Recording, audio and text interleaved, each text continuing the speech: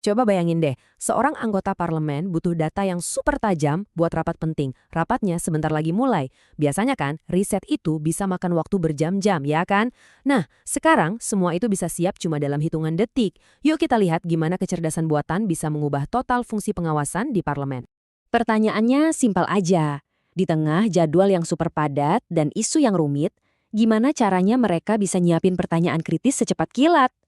Tanpa kecepatan ini, momen buat pengawasan yang efektif bisa aja lewat begitu saja. Dan jawabannya, ternyata bukan lagi cerita fiksi ilmiah. Nah ini dia kenyataannya di lapangan. Sebelum rapat penting, pasti ada tumpukan laporan, data, berita. Wah banyak banget. Waktu buat menganalisisnya sempit banget, yang seringkali bikin pertanyaan yang diajukan jadi kurang dalam. Ini tuh kayak pertarungan melawan waktu.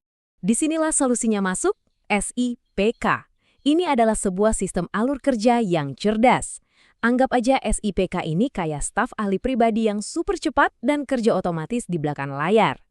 Oke, sekarang kita bedah ya gimana mesin ini bekerja. Alurnya ini benar-benar full otomatis. Semuanya dipicu oleh satu hal yang sederhana banget, jadwal rapat di Google Calendar. Dari situ, sistemnya langsung tancap gas, ngumpulin info dari berita dan data investigasi, terus AI-nya langsung analisis. Hasilnya, laporan yang tajam langsung dikirim ke WhatsApp. Praktis banget. Inilah jantung dari sistem ini, yang disebut analisis kesenjangan. Jadi AI-nya itu pinter banget. Dia membandingkan apa kata pemerintah di berita dengan apa yang sebenarnya terjadi di lapangan menurut laporan investigasi. Nah, celah antara janji dan kenyataan inilah yang jadi sumber pertanyaan paling kritis. Penting buat kita pahami, AI ini bukan sekedar mesin pencari biasa loh. Dia itu diprogram untuk berpikir layaknya tenaga ahli senior yang kritis dan analitis. Tugas utamanya cuma satu, menemukan kebenaran dengan membenturkan janji dengan realita. Terus apa dampaknya di lapangan? Ada dua hal utama, efisiensi dan pengawasan yang lebih tajam. Sistem ini nggak cuma ngirit waktu, tapi secara fundamental juga ningkatin kualitas kerja legislatif.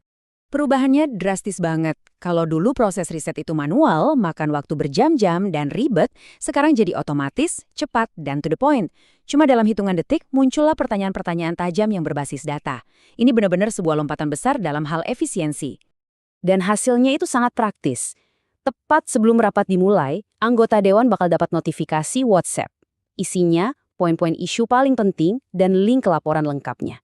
Semua amunisi strategis ini sekarang ada di genggaman mereka, siap dipakai kapan aja. Dokumen inilah kuncinya. Ini bukan cuma ringkasan berita biasa. Isinya adalah apa yang kita sebut peluru. Pertanyaan-pertanyaan kritis yang siap ditambahkan dalam rapat untuk menuntut pertanggungjawaban yang sesungguhnya. Ini jelas memberdayakan fungsi pengawasan secara luar biasa. Pada akhirnya, ini semua menegaskan satu hal. Kalau informasi adalah kekuatan, maka otomatisasi cerdas adalah akseleratornya, pedal gasnya.